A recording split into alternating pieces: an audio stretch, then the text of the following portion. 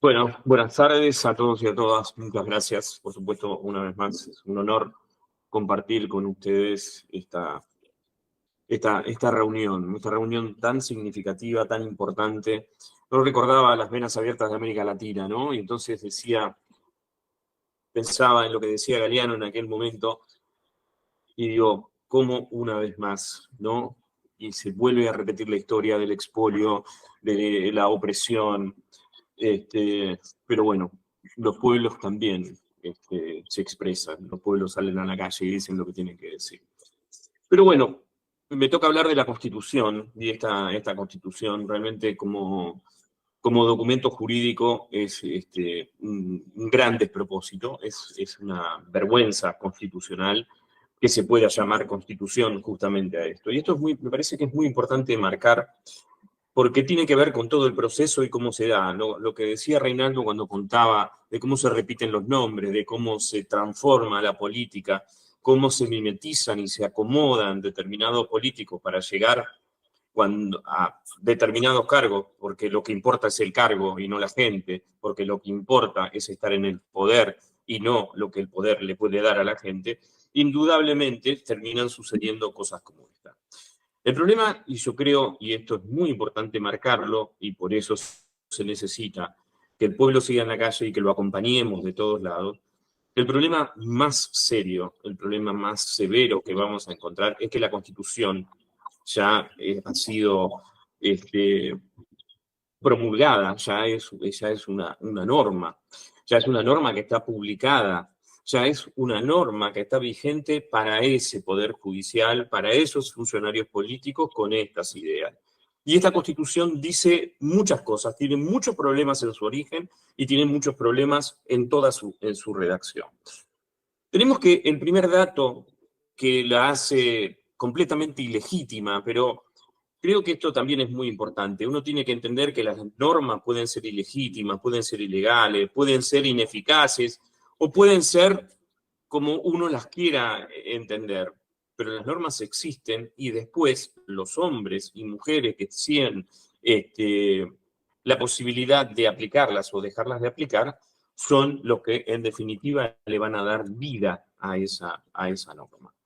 Y acá tenemos este primer problema que, como les decía, tiene un problema de origen, que es que esta constitución se hace de manera inconsulta. Uno entiende nuestro sistema constitucional es de control rígido, o sea, la posibilidad de la modificación son estructuras rígidas, constituciones rígidas, que dificultan mucho la posibilidad de una reforma.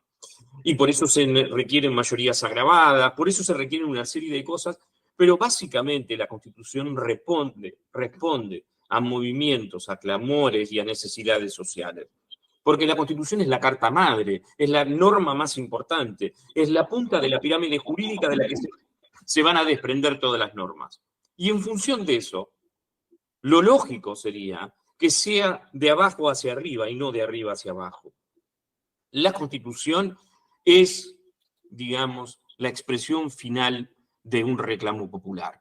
El Estado plurinacional de Bolivia, lo que se intentó hacer en Chile, digamos, las reformas constitucionales, lo que se hizo en Sudáfrica con el fin del apartheid. Digamos que todas estas cuestiones de reformas constitucionales siempre nacen de abajo hacia arriba y nacen a partir de estos reclamos, estas necesidades de transformaciones sociales que deben quedar plasmadas en la norma fundamental. No fue este caso.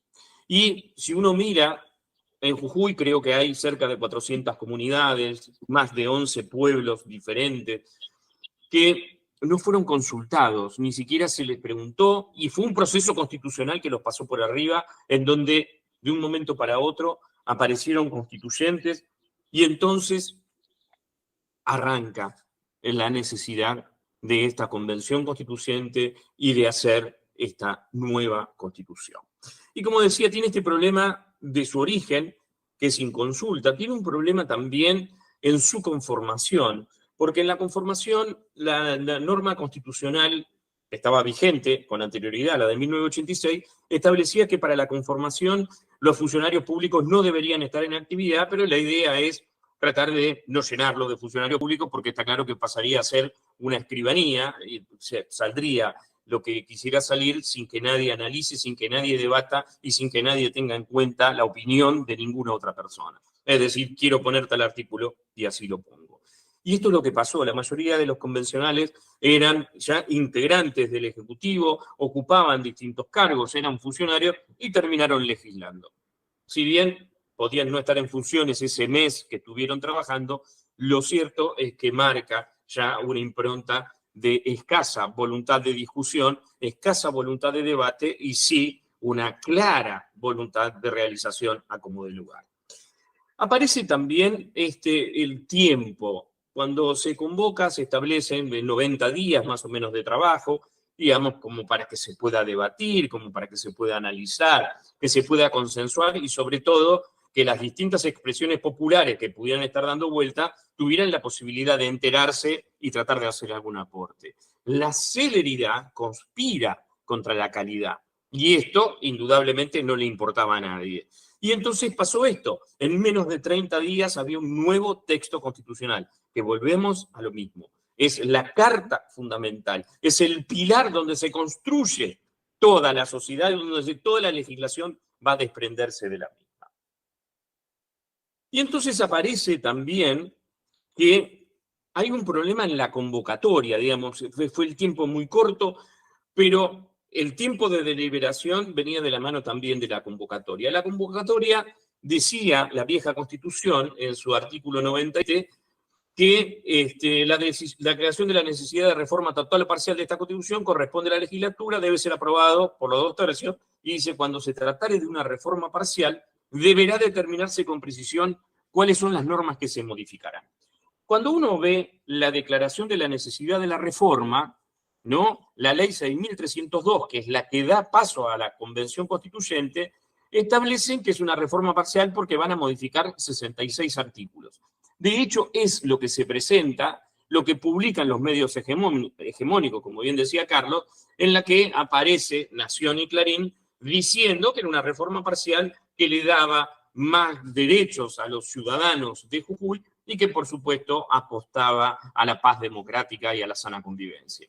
Pero lo cierto es que a poco de andar, a pesar de que la Constitución anterior, la vigente, decía que deberá determinarse con precisión, cuáles son las normas que se modificarán, tocaba solo unos artículos, que eran solo 66, y por el otro lado aparecían muchos incisos en el artículo 2 en la que se decía, por ejemplo, reformar la sección segunda, incorporando nuevas declaraciones de derechos y deberes que refuercen la cultura, la educación y la salud pública, reformar el inciso D, la sección tercera, reformar la sección cuarta en el inciso E, suprimir una nueva sección, incorporar un nuevo capítulo, incorporar el habeas data, etc. Y cuando uno va recorriendo todo esto, se encuentra entonces que justamente esta idea de la precisión la transforman en una vaguedad, porque justamente querían que nadie se enterase de todo lo que podía venir y todo lo que querían meter en esta nueva Constitución. Y entonces tenemos este problema de la composición, tenemos el problema de la convocatoria, tenemos el problema de que fue en consulta muy poco tiempo. Y entonces aparece una Constitución que tiene problemas de todos lados, pero que en definitiva lo que hace es mostrar todo lo que subyace, es mostrar y ahora sí evidenciar todo lo que habían querido tapar cuando no mencionaron los artículos, cada uno en su individualidad, y lo presentaron como una reforma parcial. Piensen que esta reforma parcial, de 212 artículos de la Constitución anterior, se reformaron 193. Reforma parcial. ¿Alguien puede creer que estamos hablando de eso? Es decir, generaron una nueva Constitución bajo el ropaje de un maquillaje, pero en realidad nos cambiaron de Constitución. No hubo un maquillaje. Y entonces yo les quiero marcar algunas cosas que me parecen que son muy relevantes y sobre todo que son muy, pero muy preocupantes, que creo que todos no han alcanzado a vislumbrar, ni siquiera todo lo que esta Constitución refleja. Por supuesto que está mal escrita, porque fue hecho a las apuradas y por gente que indudablemente no le importaba la calidad de la redacción. Es desordenada, es asistemática, es contradictoria entre algunos artículos, tiene problemas de sintaxis y tiene problemas semánticos. Digamos, no va a haber ningún lingüista que pueda decir que esta es una Constitución bien redactada.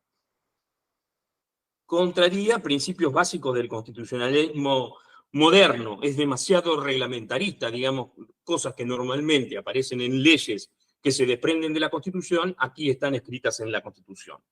Confunde conceptos procesales que asustan realmente como los asuste, abre puertas muy, muy peligrosas, la indagatoria policial, por ejemplo, las contravenciones, el castigo a la protesta social, coloniza al Poder Judicial, si no estaba ya colonizado.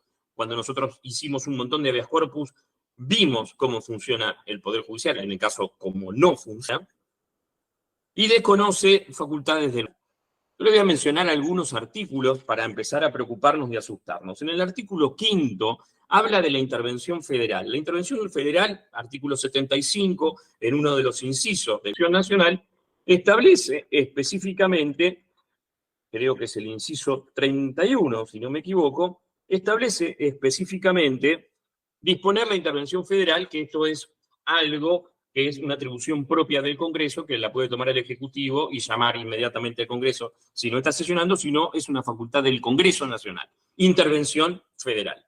Sin embargo, Morales, previendo con todas las arbitrariedades, todas las cosas que significa esta Constitución, que es probable y sería correcto que se decretase una intervención federal, establece límites en su Constitución, que hoy es una Constitución vigente, y establece límites para la intervención federal. Es decir, algo que legisla el Congreso de la Nación, que es algo delegado de las provincias a la Nación y que es indiscutido constitucionalmente. Morales se permite hacer en esta nueva Constitución un recorte a facultades del Estado federal. Una cosa tremenda. Pero esto significa, yo estoy previendo que es probable que me quieran hacer una intervención federal por las arbitrariedades que estoy cometiendo, y con esto establezco un montón de limitaciones en mi propio territorio. Establece también en el artículo 6, defensa de la democracia y del orden constitucional, una serie de incisos que está claro que están hechos para Milagro Sala y para la Tupac, porque dice, por ejemplo, la provincia no reconoce organizaciones cualesquiera fueran sus fines que sustenten principios opuestos a las libertades, derechos y garantías consagrados por la Constitución, tratados o por esta Constitución, y ahí viene todo lo que tiene que ver con la protesta social y todo eso, o que fueren atentatorias al sistema democrático. Pertenezcan a estas organizaciones no podrán desempeñar funciones públicas. Dice, dentro de la misma redacción, horrible, en el inciso 7, atenta contra el sistema democrático y el orden constitucional quien cometiere delitos dolosos en perjuicio de la administración pública, provincial o municipal, que conlleven enriquecimiento propio de tercero, una de las imputaciones de Milagro. Y el 8, quien fuera condenado penalmente por actos atentatorios contra el sistema constitucional, dice, no podrán ocupar cargos, y cierra, y estará excluido de los beneficios de indulto y la conmutación. Por supuesto, esto es Milagro Sala. Le te faltaba poner, esto es para Milagro. Pero si uno sigue recorriendo, aparece también en el artículo de la Constitución y las leyes y explica, se conoce, y que es un espanto porque restringe el derecho a manifestarse, el derecho a ganar las calles, el derecho a la protesta social, y la criminaliza, justamente, que esto es algo que se ha conocido por todos lados. El delito que se contempla es el de no poder justificar por qué estás en la calle, ¿sí? El libre tránsito que la Constitución Nacional nos ampara. Sin embargo, le da rango constitucional al derecho contravencional y lo pone en un artículo, el 90, y dice, el régimen tendrá una orientación comunitaria, las sanciones que contemple tendrán finalidad principal concientizar y reparar, y dice que va a haber un establecimiento. Pero dice que el Estado organizará el sistema contravencional dirigido a garantizar la convivencia pacífica entre los habitantes de la provincia, al que deberá observar los principios, etc. Es decir, que está diciendo que va a utilizar el sistema contravencional, además del sistema penal, para perseguir a todo aquel que quiera perseguir. Y lo está diciendo con rango constitucional. Bueno, habla en el artículo 92 de la promoción económica, y ahí habla de que fomentará todas las inversiones, etc. Y cuando habla del Poder Judicial, muy interesante, que tiene que ver con el sistema de remoción de los jueces. Crea el Consejo de la Magistratura para que propongan una terna, pero en el sistema de remoción de estos jueces establece que va a haber un jurado de enjuiciamiento presidido por el presidente de la Corte, si es para jueces, o presidido por el procurador, si es para fiscales, que además va a tener 4 miembros de la legislatura, es decir, un judicial y 4 políticos de la legislatura, 2 por la mayoría, 2 por la minoría, lo que garantiza el control político del Poder Judicial. Y si uno mira cómo fue declarada la Constitución, cómo fue generada esta Constitución, no queda ninguna duda que lo que busca, sabiendo que tiene el control político, es que el Poder Judicial avale esta Constitución, avale la persecución, garantice el sistema contravencional, garantice el expolio, porque en definitiva ese Poder Judicial está sometido al control justamente del sistema político. Es terrible todo esto porque las tendencias, justamente por todo lo que tiene que ver con el lawfare, es quitarle el peso político al Poder Judicial. Sin embargo, descaradamente en el artículo 200 generan el jurado de enjuiciamiento, jury de enjuiciamiento, así lo denominan, con una conformación mayoritariamente política. Nada más alejado de los buenos tiempos que se intentaban al mostrarse lo que era el lawfare y lo que no se podía permitir del Poder Judicial. Por último, cuando hay un capítulo único que habla de las salas acusadoras y todo esto, también queda todo en manos. Digamos que es una Constitución que, más allá de este tema de los 2 artículos que pusieron y derogaron, el tema de la reforma en relación al derecho de propiedad y el de los pueblos originarios, lo cierto es que todo lo demás que quedó simplemente muestra esto que les decía. Como les decía, hay una parte en el Senado, en una Constitución que no debería estar, en el que se dice específicamente que en casos de urgencia y si el imputado quiere expresar algo, puede prestar una declaración indagatoria. Recordemos las declaraciones indagatorias en sede policial en plena dictadura y sabremos qué es lo que viene. El algo habrán hecho que hoy mencionaban y las cosas que se dijeron creo que son las muestras más acabadas de lo que piensa Morales del funcionamiento del Estado de Derecho. Por esto termino la parte de la Constitución, más o menos una crítica muy general y muy concreta, digamos, muy a las apuradas, pero diciendo algunas cosas que me parecía que era necesario decir.